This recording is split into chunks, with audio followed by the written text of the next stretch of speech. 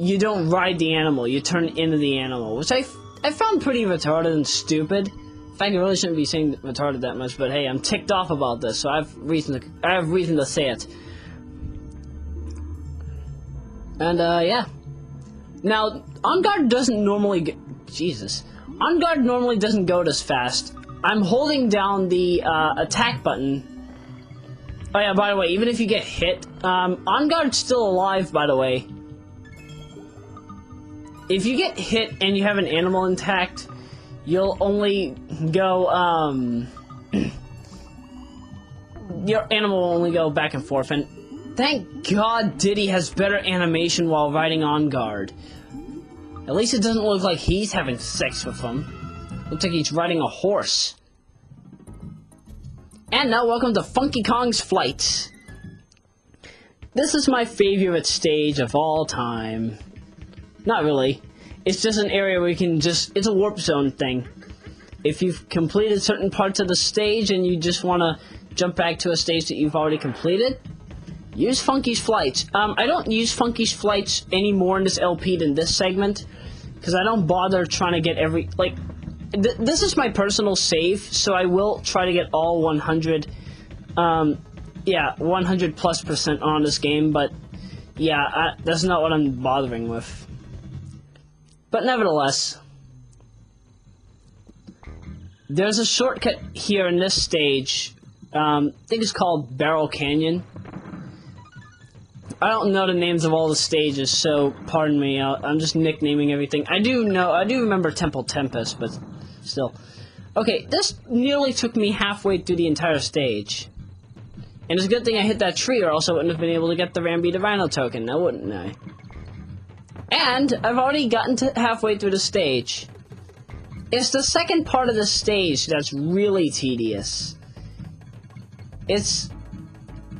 I died probably 5, maybe 6 times in this run, and I left all the deaths in so you can see how awful it is.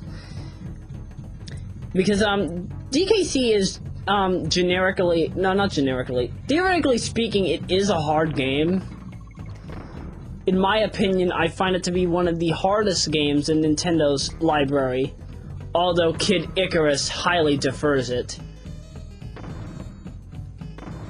I try to do as good as I can with this barrel segment, but there's just this one barrel that I keep messing up at, and it's that one. I'm okay with all the other barrels, but yeah. Now hang on a sec, I have to pause this for a sec, because of, apparently, I'm being called.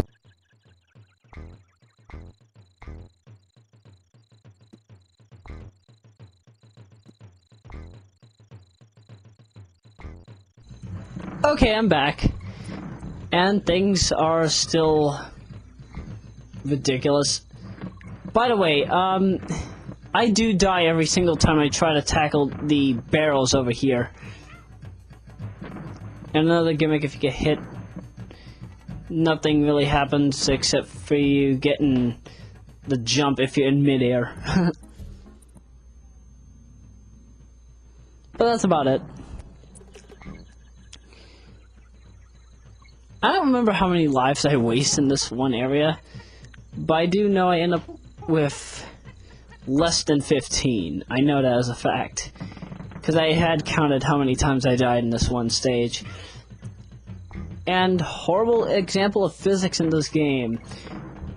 Depending on where you're standing, Kremlins can kill you.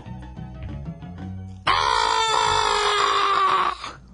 Yes, I will do that every single time. I kid you not, I will do that every single time Donkey Kong dies.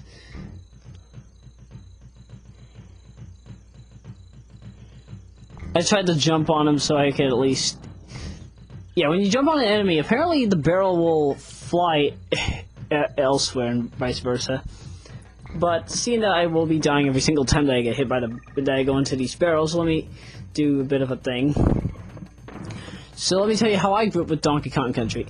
I actually grew up with the Super Famicom version of Donkey Kong Country. That's why I'm LPing this version and not the North American and Europe version, as most people usually do. That was because I grew up with a Japanese I grew up with Japanese Nintendo systems. Well, everything except an NES and the Nintendo Ultra 64. In fact, I think I still have a rare copy of the Nintendo Ultra 64 somewhere.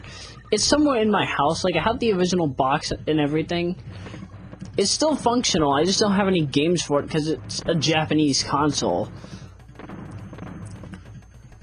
I don't know who would buy it from me because, I mean, it's that old, and I don't want to sell my stuff.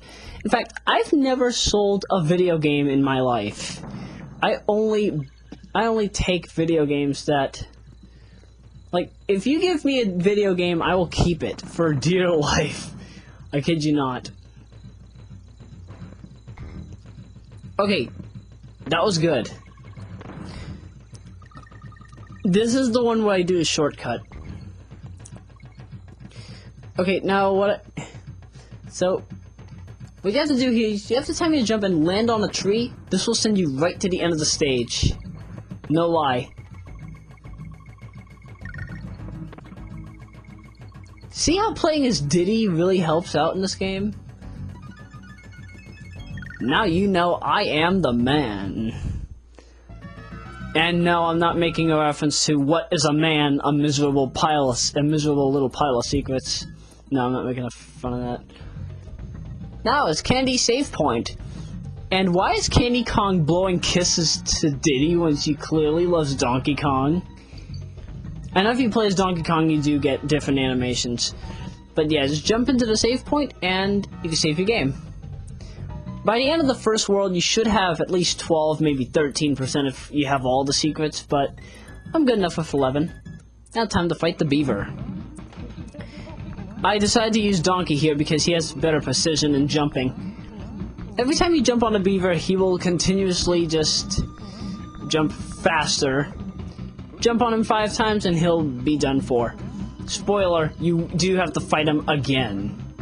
But it's an easy battle, and that's it. End of the first world. And surprisingly, you get to see Nintendo. Nintendo makes a whole bunch of cameos in DKC.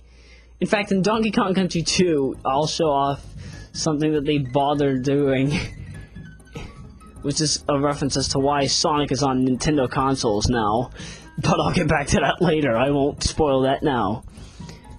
Nevertheless, though, we will be tackling the mine shaft and going into mine carts in part 2. See you then.